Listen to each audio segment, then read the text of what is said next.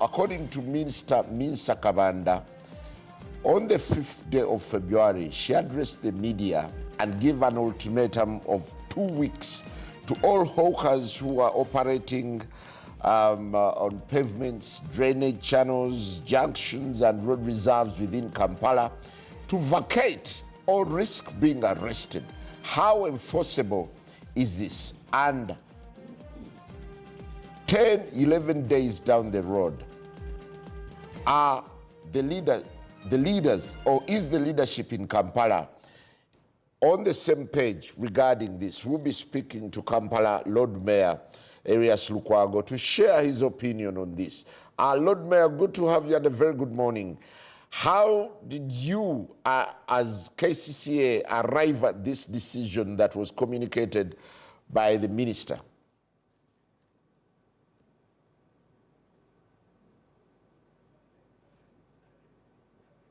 Well, I will be speaking to the Lord Mayor shortly from his residence in Narukolongo, Rubaga, where he will be sharing his opinion, Wakaliga, sorry, where he will be giving us on whether this is enforceable or whether they're all in tandem on the eviction of vendors who had become, according to some authorities, a big nightmare in the city. There are clashing opinions on this. Just last week, we had an interview with Honorable Muhammad Nsereko, and he said it's not sustainable, nor is it fair that the urban poor can just be evicted without finding solutions. The minister says there are spaces within markets where they should be going, and the next move will be about restoring trade order all around Kampala capital city. Well, trade order has eluded the city for a while. We just wonder whether this time the minister or government can strike the chord and get everyone in order. That's a very interesting conversation. We want to catch up with the Lord Mayor to share his opinion as the deadline elapses. It should be by Wednesday. Hopefully, if it's to go by the decree or by the ultimatum, there will be no vendor operating within Kampala. Well, it's a very interesting conversation. Initially, it shifted from hawkers to vendors. This is not the first time. Even during the tenure of Jennifer Musisi, there was an attempt to evict vendors, which became futile at one moment. We wait to see whether this time anything can be done. We are speaking to the Lord Mayor, Erias Lukwago, from Wakaliga, to share his views with us. Good to have you, Lord Mayor. Well, as we bring the Lord Mayor on board, I invited Imam Id Kasozi. Our discussion is meant to center around the Janan Room Day, but as an urban dweller, I think you'd be interested to share your perspective with us. What's your take on the imminent eviction of vendors? Thank you very much. Good evening, viewers and followers of this lovely program of Morning Breeze.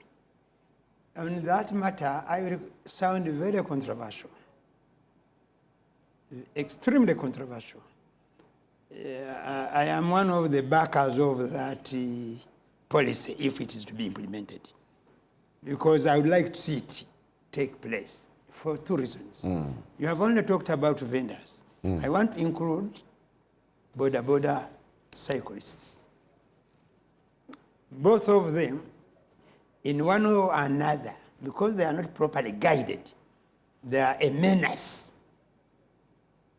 on city roads, including Kampala Road itself. Very unfortunate.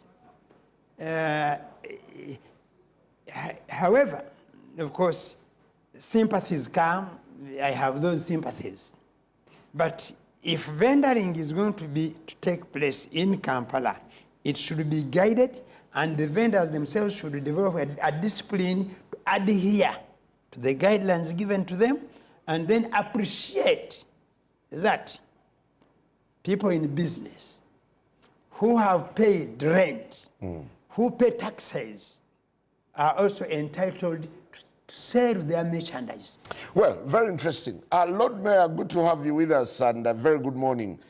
Are you aligned with the minister on the impending ban on street vending in Kampala?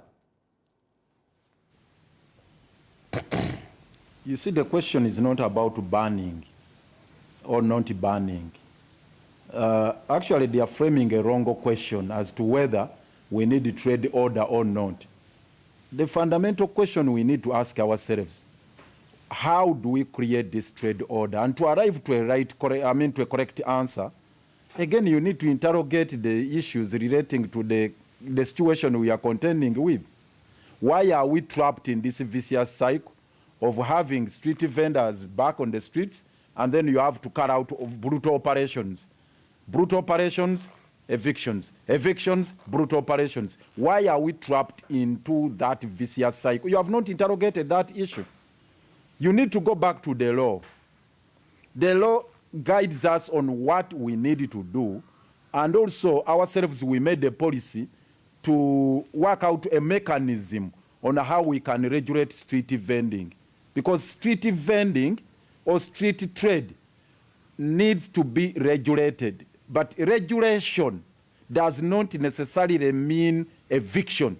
And that's where they are making a mistake. So how do you regulate it? We have a policy in place which they have not implemented. Number one, create workspaces for the urban poor. It's absolutely impossible, Simon and the viewers there, to have trade order in Kampala without creating workspaces for the urban poor. And the primary workspaces are the markets. Do we have modern markets? We have a policy that we must establish at least 2 modern markets in each and every division of Kampala. As we speak today, the only modern market you have is Busega. Wandegeya, yes, it's 50-50.